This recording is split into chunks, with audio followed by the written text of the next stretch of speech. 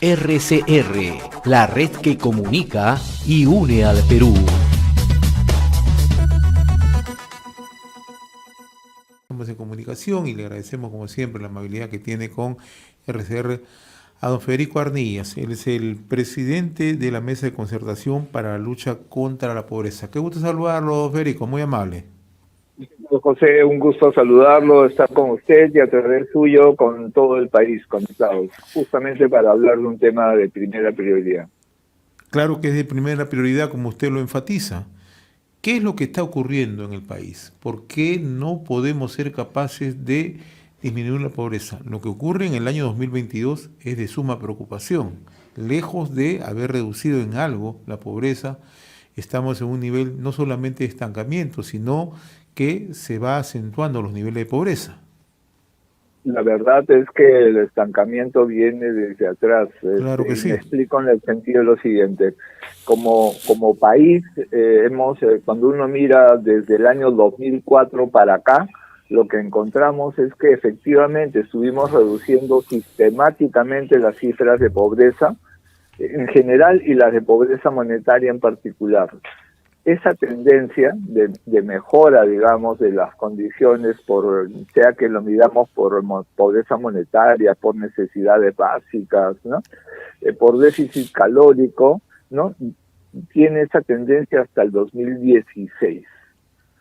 Del 2016 al 2019, ¿no? Más bien la situación se estanca, ¿no? Se mantiene, ¿no? en un nivel que cambia con el COVID. Con el COVID la pobreza vuelve a saltar, la pobreza monetaria y las otras formas de pobreza. Y ahora, si bien bajó, ¿no? el 2021, el 2022 ha vuelto a subir. ¿Por qué ocurre esto? ¿Cómo ocurre? ¿Qué hay detrás? Ese es el tema clave, ¿no? Lo que nos estanca el 2016, del 2016 al 2019, es una combinación de dos factores. Uno es la crisis política, porque un escenario de inestabilidad política, ¿no? La economía se enfría. Y lo segundo, que va de la mano con eso, ¿no? Es el impacto del fenómeno del niño. Un niño más chico que el de ahora, sí, pero niño al fin y al cabo, ¿no? Tuvimos los años 17, 18 y 19, más o menos 1,5 millones de personas afectadas cada año como resultado, ¿no? de este fenómeno del niño. Y lo que pasa en el 2020 es COVID. Es el rebote del COVID que nos lleva de 20% de incidencia de pobreza monetaria, voy a usar solo ese indicador ahorita, ¿no? Nos eleva a 30%. ¿Qué es lo que ha pasado en los años subsiguientes? De 30, ¿no? En el 2020 bajamos a 25%, ¿no? En el 21, y ahora hemos vuelto a subir a 27.5%. Es decir, esta tendencia que habíamos tenido la hemos perdido y es lo que necesitamos recuperar, ¿no? Ese es el desafío. Ahora, en esa línea de análisis que usted traza, ¿no?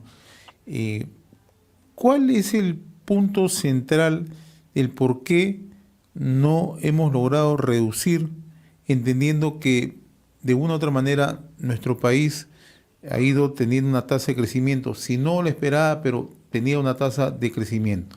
¿Qué significa? Que tenemos que crecer más para derrotar pobreza. ¿Es insuficiente el nivel de crecimiento que hemos alcanzado en los últimos años?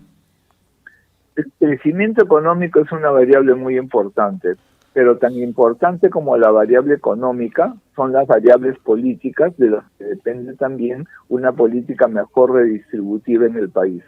Y justamente lo que hemos tenido es un escenario de crisis y de polarización política. Si combinamos, ¿no es cierto?, estos factores, crisis, ¿no?, política, cambio climático, ¿no?, lo que vamos a tener, lo que vamos a ver, más pandemia, es lo que estamos viviendo y sufriendo ahora, ¿no? Y creo que ese es el reto. Necesitamos trabajar como país con acuerdos políticos, con consensos políticos que nos permitan justamente salir de este atolo de la confrontación, ¿no? De la tensión permanente, para entrar a un proceso de cooperación. Esa cooperación es clave justamente para atender a los más pobres, para los que están en situación de pobreza no caigan a pobreza extrema, sino por el contrario, los pobres extremos dejen de ser pobres extremos, y para tener un conjunto de condiciones de bienestar, porque otra cosa que hay en los datos que se han presentado es que la desigualdad ha crecido. Es decir, los sectores de más altos ingresos no solamente no han perdido, sino que están relativamente hablando mejor que los sectores vulnerables y obviamente mejor que los sectores más pobres del país, ¿no? Ese es el reto. ¿Dónde se concentra parte del impacto negativo de la pandemia? En los núcleos urbanos. Eso ya lo habíamos visto, y la expresión más significativa de eso han sido las ollas comunes, ¿no? Ahora, usted traza una gráfica de lo que aconteció entre el 2016 hasta el año 2022, ¿no? Fenómeno niño costero, luego crisis política social constante en el país. 2019 tenemos pandemia, pospandemia, que naturalmente afecta. Pero en el año 2022, si bien es cierto la situación ha sido bastante compleja en términos políticos, también no se puede negar que la ineficacia gubernamental, ¿o me equivoco? Justamente las dos cosas son dos caras de lo mismo. El conflicto político y la ineficacia gubernamental son dos caras del mismo problema, ¿no? Que es una conducción de la política pública que no está generando, ¿no?, el contexto de estabilidad necesaria, la orientación clara y compartida y la suma de los esfuerzos que se requiere para que se produzca crecimiento político. Y ahora el escenario internacional también nos está planteando retos complementarios, ¿no? Nos está planteando retos, por un lado, por el lado climático, porque estamos en un proceso de calentamiento y lo estamos viendo ya en la información internacional, lo que puede terminar siendo un nuevo meganiño, con lo cual ya vimos lo que nos ha pasado con este niño costero. Ese escenario puede volverse a repetir y complicarse, pero además están los factores de conflicto económico, de crisis económica internacional, ¿no?, que es noticia de todos los días, ¿no? Está el problema de Ucrania, el problema de la economía en Estados Unidos, ¿no? Por mencionar dos, el problema del dólar, digamos, ¿no?, que son tres de los factores que están marcando el nuevo escenario. Y la pregunta que tenemos que hacernos es cómo nos estamos ubicando como país frente a ese nuevo escenario, que tiene factores internos y factores externos, ¿no?, que deberíamos estar atendiendo. Ahora, ¿qué pasó entre el 2019 al 2022? En el 2019 había entrega de bonos que tanto daba a conocer en ese momento el presidente Martín Vizcarra, ¿no? Bonos para distintos sectores, en distintos momentos, ¿no?, en distintos periodos, ¿no? ¿Y qué ha pasado en esa época hasta el 2022, ¿no? En el 2022 hemos tenido una reducción de impacto en cuanto a los programas sociales. No, felizmente no. Los programas sociales se han mantenido, y eso efectivamente lo que está haciendo es que la pobreza no se evidencie o no haya alcanzado niveles aún más graves de los que ya estamos viendo. Tendríamos un retroceso mayor. Creo que eso sí es un elemento sustantivo, ¿no? Y lo que necesitamos, ¿no?, probablemente es mejorar la política para ampliar, ¿no?, la población que debe ser atendida por lo que yo llamaría, ¿no?, un piso de protección social, ¿no? Creo que ahí tenemos un desafío para la política pública. Sin embargo, también hay que saber que la situación económica, ¿no?, en términos globales, puede verse complicada. Entonces, nuestros retos están en ese campo, ¿no? ¿Cómo tenemos un acuerdo político que le dé estabilidad al país, que nos permita tener un crecimiento que no se base en aumentar las desigualdades, sino que por el contrario, un crecimiento que mejore, ¿no?, la distribución del ingreso, que cierre brechas de pobreza que, como estamos viendo, se han acrecentado, ¿no? Es lo que podríamos decir un crecimiento pro pobre. Ahora, en el tema de la ejecución de proyectos vía inversión pública, eso lo está poniendo en marcha ahora el gobierno. Seguramente no vemos los resultados a la vista, pero también el otro motor es la inversión privada, que se ha visto contraída en los últimos años y genera mucho empleo. El factor clave en la contracción de la inversión privada es la inestabilidad política. Entonces, si generamos estabilidad política, obviamente el clima de negocios va a ser positivo. Y el tema del Estado es que tiene que garantizar derechos. Y lo que no estamos teniendo es un tipo de gasto público que efectivamente revierta en una adecuada protección de derechos de la población. Porque estamos hablando también de capacidades humanas claves para el crecimiento económico del corto plazo, pero también el crecimiento económico sostenido, ¿no?, en el mediano y largo plazo. El factor más importante estratégicamente hablando, ¿no?, del crecimiento económico es el factor humano. Y en un escenario donde tenemos altos niveles de enfermedad desde la primera infancia, ¿no?, y tenemos una pésima calidad de los servicios educativos, lo que estamos haciendo es descapitalizarnos, ¿no?, pero descapitalizarnos en capacidades humanas, que son de las que dependen todas las otras cosas que hagamos, ¿no es cierto? Entonces, hay que cerrar esas brechas, ¿no? Esas son las brechas claves que hay que avanzar en cerrar. Si no, la infraestructura no nos va a salvar. Lo que nos salva, ¿no es cierto?, cuando usted llega a un establecimiento de salud, la clave del asunto es, entre comillas, el gasto corriente. Es decir, que esté el personal de salud, que esté capacitado, que estén los insumos que se requieren para atenderlo, los medicamentos y, por supuesto, ¿no?, que los equipos con los cuales se puedan detectar sus problemas de salud estén operativos. Ese es el núcleo, ¿no?, del que depende su salud. Y ya allí fallan las cosas, ¿no? La atención es tardía, ¿no? Hay que hacer largas colas, no hay todo el personal, etcétera. Entonces, creo que donde hay que invertir es en aquello que genera, en el primer momento, capacidades humanas, que son las que si se pierden ya no las recuperamos.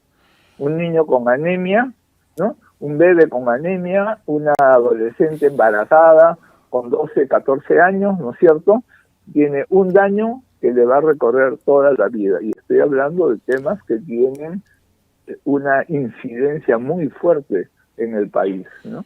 Usted ha tocado un tema central, ¿no? Y esto ya forma parte también de las responsabilidades que tienen los gobiernos subnacionales, ¿no?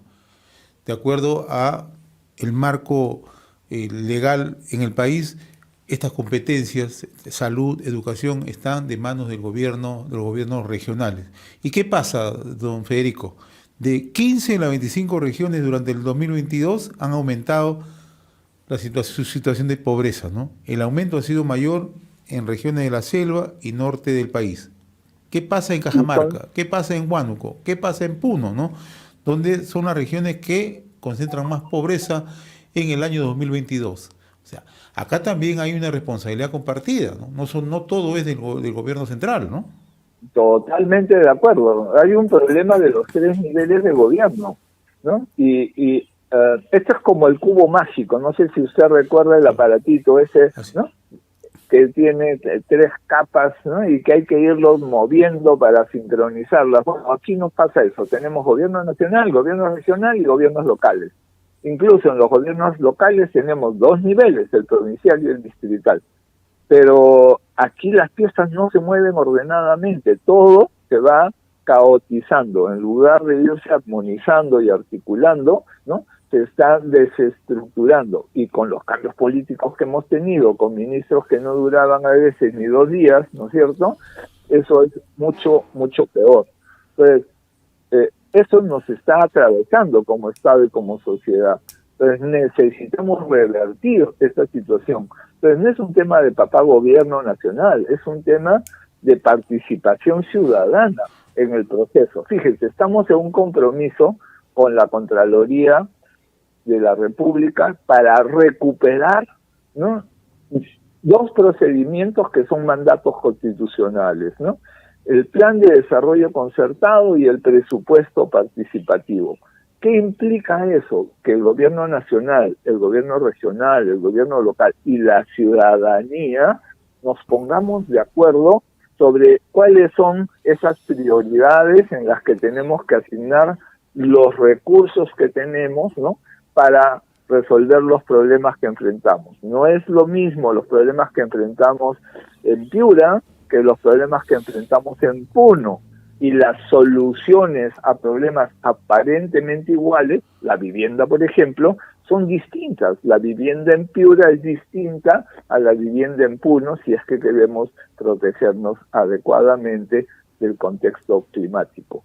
Creo que ese es un elemento fundamental. Ciudadanos, ciudadanas, organizadas, organizados, participando en el proceso, una clase política que no le tenga miedo a escuchar a la gente, ¿no?, que donde la gente aporta, recoja los aportes, donde se evalúa técnicamente que no es adecuado, explique por qué, que haga educación política, cívica, ciudadana, ¿no?, y que podamos tener sobre esa base compromisos como los que se han hecho en el último proceso electoral con los gobernadores regionales y que en este momento estamos haciendo seguimiento al cumplimiento de esos compromisos. Estamos al inicio, pero estamos arrancando ese proceso de seguimiento. ¿Y con qué data?